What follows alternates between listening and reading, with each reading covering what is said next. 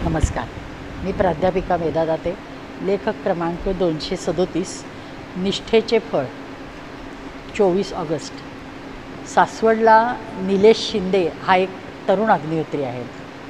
अग्निहोत्र व श्रीजींची पोथी वाचन हे फारच प्रभावी आणि माणसाचा उत्कर्ष करणारे आहे असे त्याचं स्पष्ट मत आहे.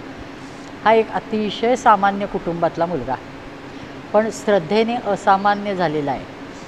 ज्या पोथीचा त्याने उल्लेख केला ती पोथी सोलापूरचे भगवंत शास्त्री अघोर यांनी श्रीजींवर श्री गजानन चिंतामणी नावाने लिहिली आहे.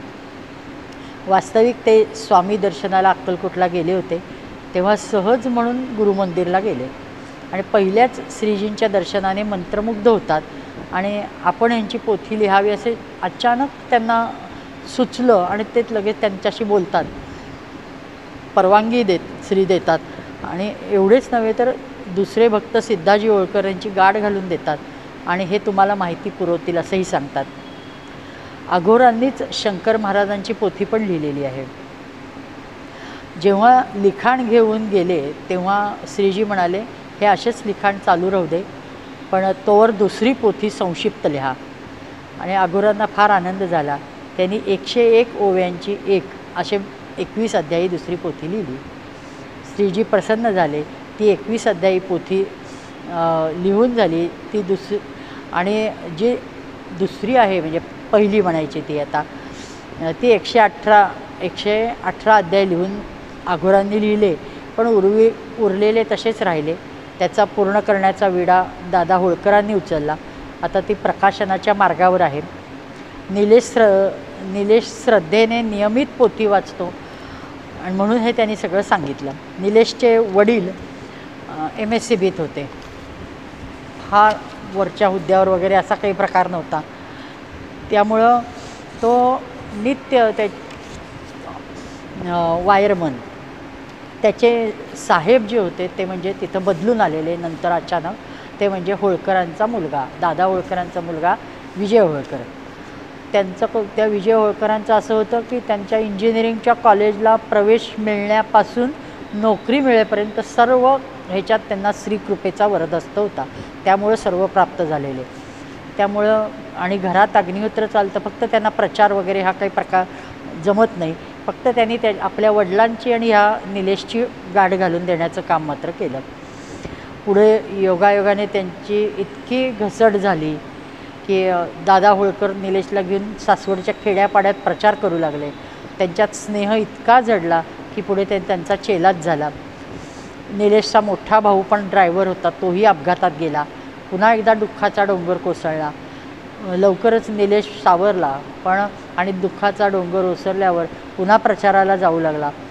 होळकरांचे एक स्नेही शेती औषधे आणि फवारण्याची कंपनी आहे, त्याचे मालकच होते. त्यांनी एक एजन्सी आपल्या ह्याला सासवड तालुक्याची दिली आणि आज सुदैवाने ऑनलाईन फॅड असल्यामुळे शोरूम वगैरेचा खर्च त्याचा वाचला. योगायोगाने महिला कंडक्टर जागा निघाल्यामुळं भाऊजाईलाही केवळ त्याचं ठाम मत आहे की त्याचं पोथी वाचन आणि अग्निहोत्राच्या कृपेमुळेच भाऊजाईलाही एसटीत नोकरी मिळाली. दुसरीकडे निलेशचे नित्य पोथी वाचन चालूच असते. त्याचे खूप त्याला अनुभव येतात. पोथीत एकदा म्हटले की शेगावचे गजानन महाराज व आम्ही एक आहोत. दिवसभर महाराजांनी सांगितलेलं आहे. ते बऱ्याचदा तो उल्लेख वेगवेगळ्या संदर्भात आहे. तर तो विचार करत होता आणि संध्याकाळी त्या दिवशी कैलास वेल्हेकर त्यांचा फोन येतो आणि ते म्हणतात, अरे मी शेगावला गेलो होतो, तिथला प्रसाद तुला घेऊन आलो आहे, मी संध्याकाळी गावात आलो की देतो. दुसऱ्या पोथीत शिवानंद स्वामींनी 1938 साली श्रीजींना एक सायकल आणली आणि ते दिली. श्रीजी एक चक्कर गावात मारून आले आणि मग ती मठात ठेवून दिली. मग श्रीजींनी सायकलवर कसे फिरले असतील, काय केलं असेल, म्हणजे तो दिवसभर पुन्हा त्याच विचारात होता. त्याच्या डोक्यात एकच की सायकल श्रीजींना भेट मिळाली. ते दिवसभर म्हणजे शिवानंद स्वामींनी दिली, श्री फेरले, काय म्हणजे भाग्य वगैरे असं त्याच्या डोक्यात दिवसभर ती सायकल फिरत होती. आणि अचानक त्याच दिवशी संध्याकाळी पुण्याहून अग्निहोत्री ढगे यांचा त्याला फोन येतो आणि ते सांगतात की अरे मी एक नवीन सायकल घेतली आहे, मला सायकलिंग करायचं फॅड म्हणून, पण मला काही ती चालवणं जमत नाही कारण त्यांची उंची खूप आहे. त्यामुळं ती तशीच पडू नये, तर मला ती तुला देऊन टाकायची आहे, ती नवी आहे तवरच घेऊन जा. आणि मग त्याप्रमाणे तो घेऊन येतो. एकदा काळभिऱ्यांनी पोथी संपतात श्रीजींचा फोटो आणि पादुका आणून दिल्या. हे काळभिरे पण त्यांच्या तिथंच सासवडला राहतात आणि त्यांच्यामुळे सासवडमध्ये अनेक त्यांनी अग्निहोत्र चालू केली आहेत. सोपान काकांच्या समाधी मंदिरात तो अनेकदा प्रचार करतो, अग्निहोत्र करतो. मातब्बर कौटुंबिक पाठबळ नसतानासुद्धा त्याच्या नैष्ठिक अनुष्ठानाकडं बघून, त्याच्या एकूण चोख कामाकडं बघून त्याला तिथल्या स्थानिक 2-3 संस्थांमध्ये पदाधिकारी म्हणून घेतलं आहे. एका सामान्याच्या निष्ठेची, भक्तीची ही पावती आहे. धन्य अग्निहोत्र आणि धन्य गुरुनिष्ठा. नमस्कार.